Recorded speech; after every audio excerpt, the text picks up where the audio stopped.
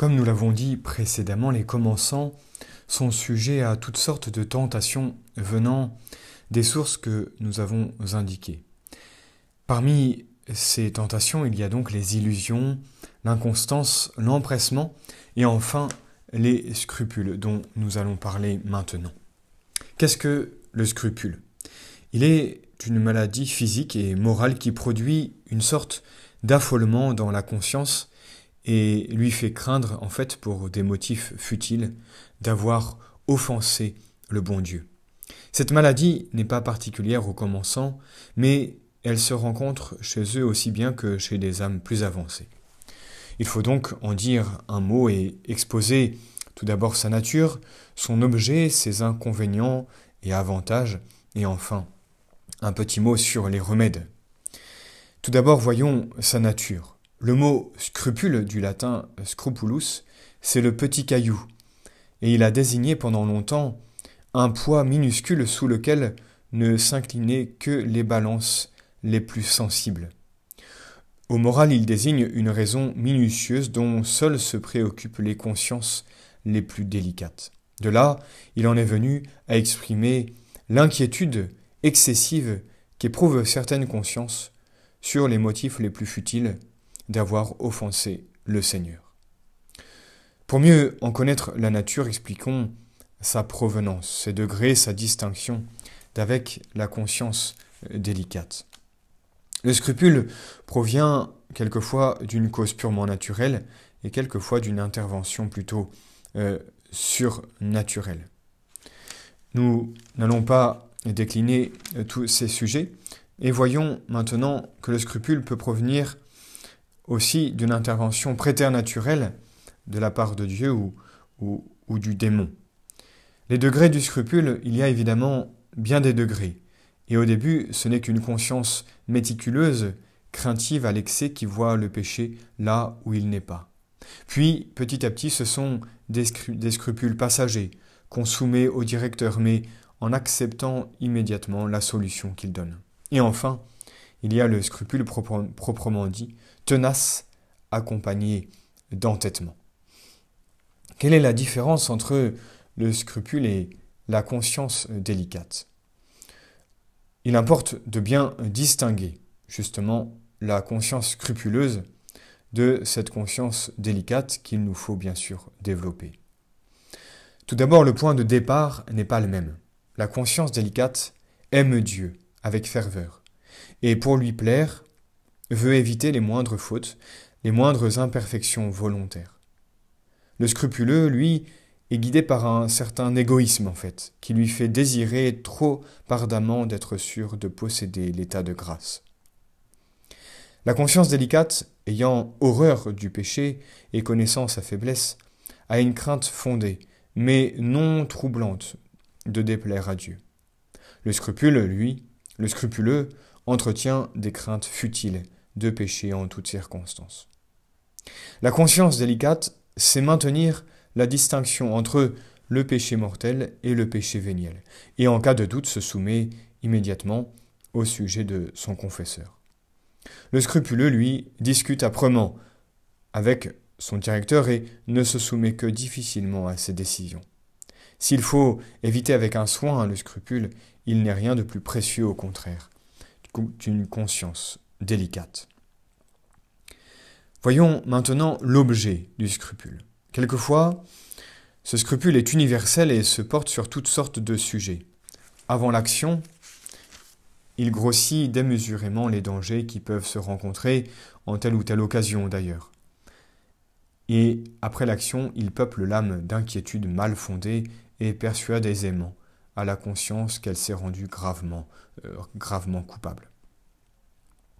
Alors, plus souvent, le scrupule porte sur un certain nombre de sujets particuliers, comme les confessions passées. Même après avoir fait plusieurs confessions générales, on n'est pas satisfait, on craint de n'avoir pas tout accusé ou d'avoir manqué de contrition, et on veut toujours recommencer. Ou alors le scrupule va se porter sur les mauvaises pensées. L'imagination est remplie d'images dangereuses ou obscènes, et comme elles produisent une certaine impression, on craint d'y avoir consenti. On en est même certain, bien qu'elles déplaisent infiniment. etc., etc. Voyons maintenant les inconvénients et avantages du scrupule. Quand on a le malheur de se laisser dominer par les scrupules, ils produisent sur le corps et l'âme des effets déplorables. Ils amènent graduellement un affaiblissement et un certain déséquilibre. Les craintes, les angoisses incessantes exercent une action déprimante sur la santé du corps. Elles peuvent devenir une véritable obsession et amener une sorte de maladie. Le scrupule peut aussi aveugler l'esprit et fausse le jugement. On perd peu à peu la faculté de discerner ce qui est péché de ce qui ne l'est pas, de ce qui est grave et de ce qui est léger. L'âme devient un navire sans gouvernail. Enfin, viennent les défaillances et les chutes. Quand on est scrupuleux, on use ses forces en efforts inutiles sur des minuties et on n'en a plus assez pour lutter sur des points de grande importance. Car l'intention ne peut se porter avec intensité sur toute la ligne. De là des surprises, des défaillances et parfois des fautes graves. D'ailleurs, on cherche instinctivement un soulagement à ces peines et comme on n'en trouve pas dans la piété, on va le chercher ailleurs. C'est parfois l'occasion de fautes déplorables qui jettent dans un profond découragement.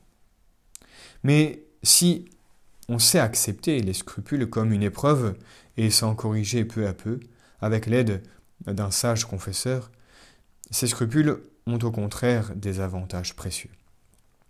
Ils servent à purifier l'âme, on s'applique en effet à éviter les moindres péchés, les moindres imperfections volontaires, et ainsi on acquiert une grande pureté de cœur. Ils nous aident à pratiquer l'humilité et l'obéissance, en nous obligeant à soumettre nos doutes à notre directeur en toute simplicité, et à suivre ses avis avec une pleine docilité, non seulement de la volonté, mais aussi de notre jugement. Ces scrupules contribuent à nous donner une pureté d'intention plus grande en nous détachant des consolations spirituelles pour nous attacher uniquement à Dieu qu'on aime d'autant plus qu'il nous éprouve davantage. Enfin, voyons les remèdes aux scrupules. C'est dès le début qu'il faut combattre le scrupule avant qu'il ne soit profondément enraciné dans l'âme. Or, le grand et à vrai dire l'unique remède, c'est l'obéissance, pleine et absolue, à son confesseur. La lumière de la conscience s'étant obscurcie, il faut avoir recours à une autre lumière. Un scrupuleux, c'est un navire sans gouvernail ni boussole. Il faut le prendre en remorque. Et le directeur doit donc gagner la confiance du scrupuleux et savoir exercer son autorité sur lui pour le guérir.